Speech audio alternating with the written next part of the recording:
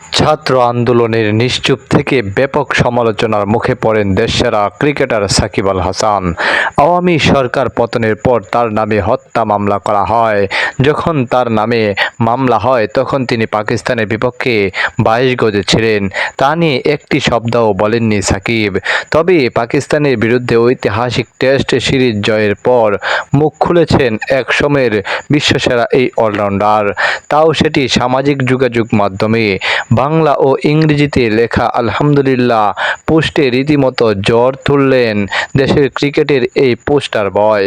Post দেওয়ার সঙ্গে সঙ্গে ভক্তদের ভালোবাসায় সিক্ত হয়েছেন সাকিব। দেশের পতাকা সমুন্নত রাখার পাশাপাশি আরও বিতর্কহীন হয়ে উঠতে সাকিবের প্রতি আহ্বান ভক্তদের।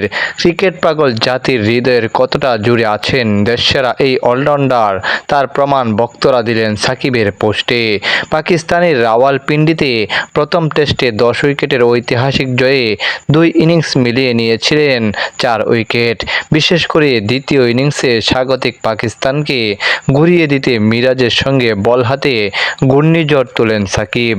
যদিও প্রথম টেস্টে ব্যাট হাতে তেমন কিছু করতে পারেননি তিনি। দ্বিতীয় টেস্টের প্রথম ইনিংসে মাত্র 2 রানই করতে পেরেছিলেন। আর দ্বিতীয় ইনিংসে তার উইলো থেকে আসে অপরাজিত 21 রান।